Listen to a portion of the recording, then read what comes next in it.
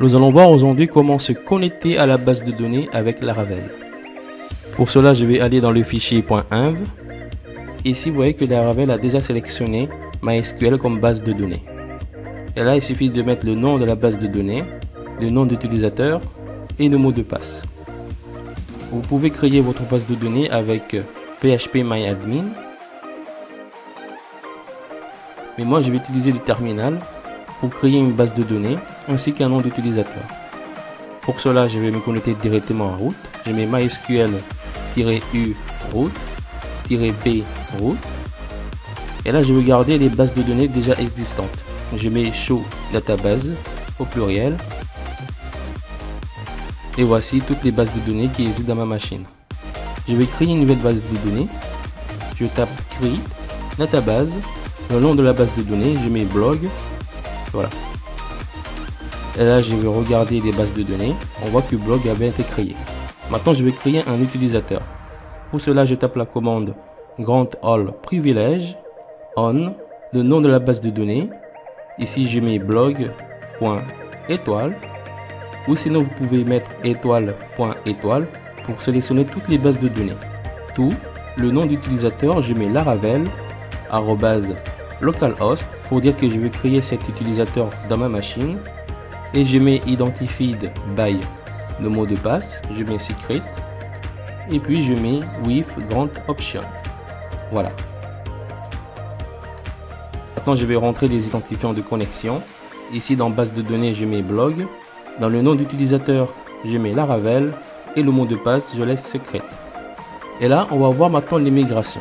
Pour cela, je vais dans le dossier database, migration. Et là, on voit que Laravel nous a déjà créé deux migrations.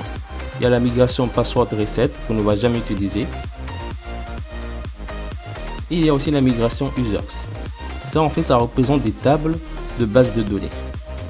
Et ici, ça représente des colonnes de base de données. Par exemple, ici dans name, j'aimerais que name, ça soit un nom unique, comme pour l'email. Du coup, je mets ici unique.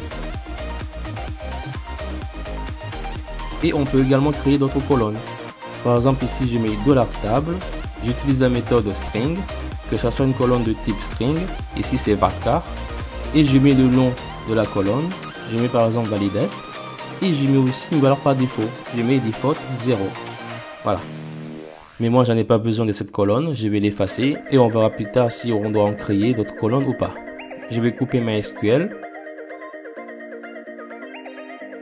Et je vais taper PHP artisan migrate pour lancer la migration. Là, il me donne une erreur parce que j'utilise MySQL de MariaDB. Alors, pour corriger cette erreur, je vais copier ce code. Je vais juste le coller sur Google. Je prends le premier lien de Laravel et je descends plus bas et je copie ce code-là. Et je vais aller dans le dossier App, Provider, App Service Provider. Et ici, dans la méthode boot de démarrage, je colle juste ce code. Et je vais également importer la façade. Je copie et je le colle en haut. Voilà. Et là, si par exemple je vais dans phpMyAdmin, je regarde la base de données blog, on voit que nous a déjà créé deux tables. Ici, on appelle ça des migrations. Ici, la migration users représente la table users. Et je vais relancer la migration. Et pour cela, je vais taper la commande PHP artisan migrate. Je mets 2 points fresh. Celui-ci, il va tout simplement tout relancer. Là, on voit qu'il n'y a plus d'erreur. Et si je réactualise, on voit qu'il nous a créé toutes les tables.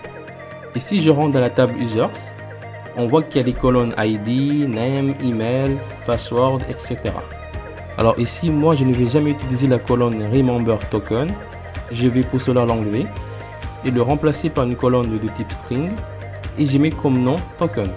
Et ici, je vais utiliser la méthode nullable pour dire qu'il peut accepter les valeurs nulles. Et je mets la valeur par défaut, je mets nul. Je vais relancer la migration. Et là, je vais actualiser. Et là, vous voyez que ça a remplacé remember token par token. Et si je vais dans structure, on voit que token peut accepter des valeurs nulles et qui a comme valeur par défaut nul. Très bien.